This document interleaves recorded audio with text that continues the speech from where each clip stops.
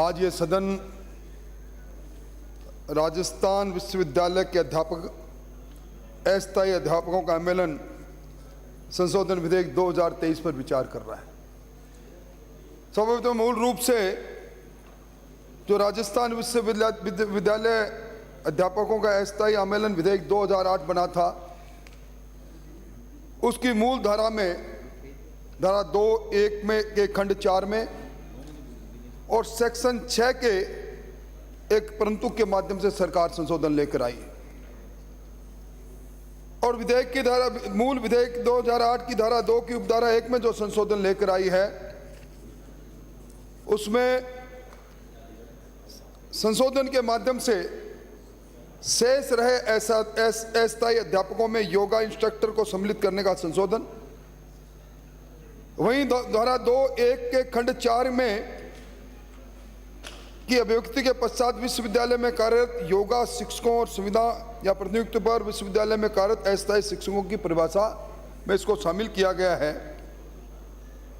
और सेक्शन 6 के अंदर एक परिंतक जोड़कर अस्थायी शिक्षकों के अधिनियम लागू होने के पश्चात जो पूर्व में 180 दिन की लिमिटेशन थी, उसके अंदर रिलैक्सेशन लेने का प्रस्ताव लेकर आई है सरकार। अध्यक्ष महोदय, इस विधेयक के कारण और कथन में सरकार ने सर्वोच्च न्यायालय के एक निर्णय को उद्धृत किया है। यह निर्णय है Uma Devi versus state of Karnataka और मूल रूप से माननीय सर्वोच्च न्यायालय ने अवधारित किया था कि अगर कोई कर्मी लगातार 10 वर्ष तक किसी सरकारी विभाग में नियमित सेवा दे दे तो समान वेतन समान कार्य समान वेतन के आधार पर उनको नियमित करने का उसका अधिकार बन जाता है। और जब योगा टीचर योगा इंस्ट्रक्टर के लिए सरकारी रिलैक्सेशन लेकर आई है, निश्चित तौर पर इस बार यूएनओ के अंदर प्रधानमंत्री इस दुनिया के सबसे लोकप्रिय नेता जब योगा कर रहे थे, 126 देशों के प्रतिनिधि उनके पीछे आकर बैठे और गिनीज बुक ऑफ रिकॉर्ड में वो नाम गया। परंतु सभापति महोदय, सरकार का एक बड़ा वाइडर स्कोप है। सरकार नियमित करने के लिए एक योगा टीचर को लेकर आई, योगा इंस्ट्रक्टर और योगा टीचर के रिलैक्सेशन लेकर आई है, पर वो सेवाकर्मी जो उमा देवी प्रकरण के अंदर अपनी पात्रता रखते हैं नियमित होने के लिए, ये लॉ ऑफ नेचुरल जस्टिस ये कहता है कि सरकार के सामने सारे जो भी संविदा पर काम कर रहे हैं उमा देवी के प्रकरण के अनुसार जिन्होंने अहर्ताएं पूरी कर ली है, उनको नियमितीकरण करने के बारे में भी सरकार को विचार करना चाहिए। और ये इसलिए भी विचार करना चाहिए, जिस बात का जिक्र रतनगढ़ से आने वाले माननीय सदस्य ने किया कि जब सरकार अपने नीति दस्तावेज जिसको पहला जन घोषणा पत्र के माध्यम से मुख्य सचिव के हाथ में दिया था,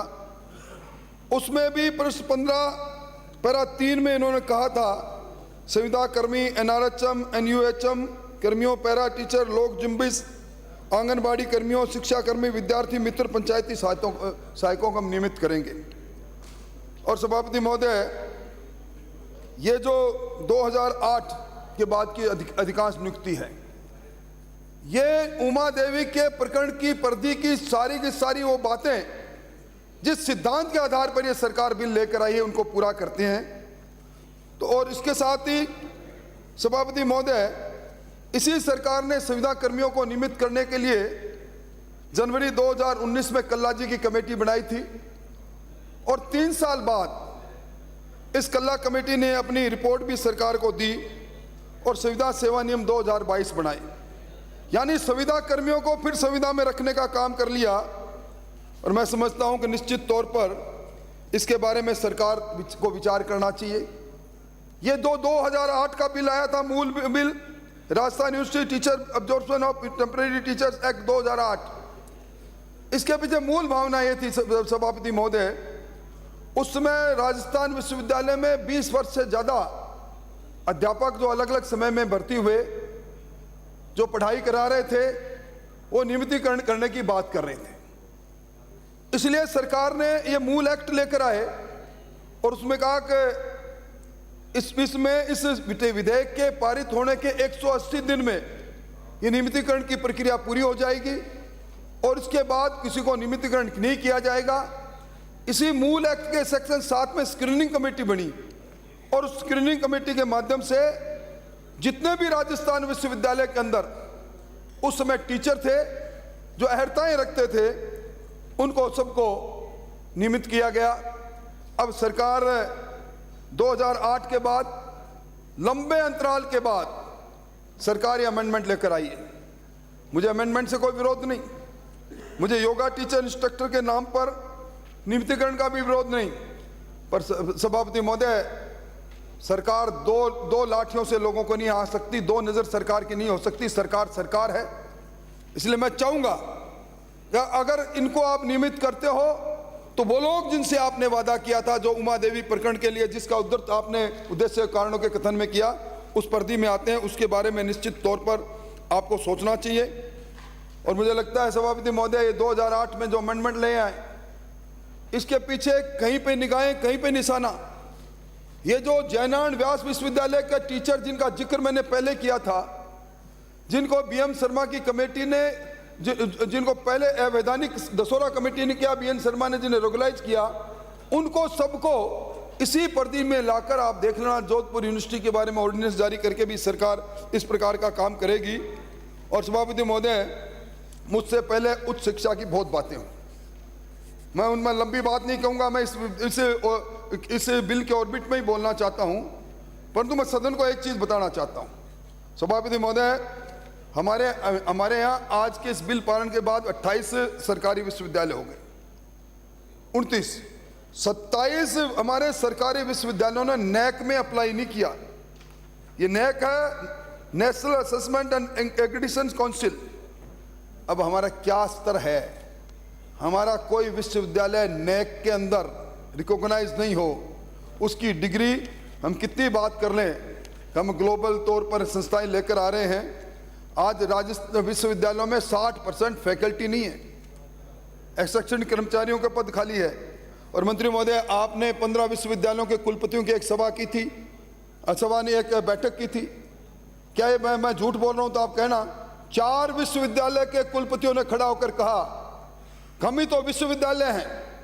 हम ही विश्वविद्यालय में अध्यापक हैं, ना हमारे विश्वविद्यालय में कोई छात्र है ना फैकल्टी है, हम ही हैं। हमें मनोनीत कर दिया आपने, सरकार ने रेवड़ी बांट दी, उसके लिए तो धन्यवाद। आप ये खिलवाड़ मत करो, आने वाला समय इस सारी चीज़ों का मूल्यांकन कर रहा है। इसलिए मेरी अंत में आपसे प्रार्थना है कि जब आप सरकार हो, आप गवर्नमेंट बनो, मिनट मिनट में गौर करो। सरकार होती है जो सड़क सड़क कर चलती है,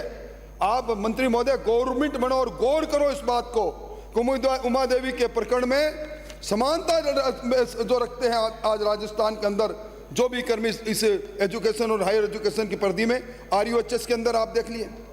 कोरोना के अंदर उन्होंने किस प्रकार का काम किया। 10-10 सालों से उन्होंने नौकरी की है। सभापति महोदय 10 साल से ज़्यादा हो गए उनको, जो राजस्थान RUHS के अंदर नौकरी कर रहे हैं इस हेल्थ यूनिवर्सिटी के अंदर, उनका नियमितीकरण क्यों नहीं करें आप? इसलिए ये जब आपने इस पिंडारा बॉक्स को खोला है तो इस पिंडारा बॉक्स को में उन सब लोगों को जो उस जिस प्रकरण का, या तो आपको उमा देवी का नाम नहीं लिखना चाहिए था, अगर आपने नाम लिखा उसकी पर्दी में जितने भी संविदा कर्मी आते हैं वो मांग करेंगे आपसे, जनता के बीच में हम जाएंगे। आपने योगा टीचर, योगा इंस्ट्रक्टर को आपने नियमितीकरण करने का प्रस्ताव लाए हो, हमें कोई गुरेज नहीं है, क्योंकि कम से कम आज हमारी ताकत इतनी तो हो गई, योगा और हमारी संस्कृति के बारे में आप जैसे लोग भी सोचने लग गए। परंतु इसके साथ बाकी लोगों के साथ आप इस प्रकार का भेदभाव नहीं करो, इसलिए इसको जनमत जानने हेतु प्रचारित करो। और हम लोग जब आएंगे वो समय आ जाएगा, उधर से हम इसको पारित करेंगे, उसमें सारी और इस पूरे में जो समानता वाले सारे अन्य कर्मी हैं उनको नियमित करेंगे। प्रभारी मंत्री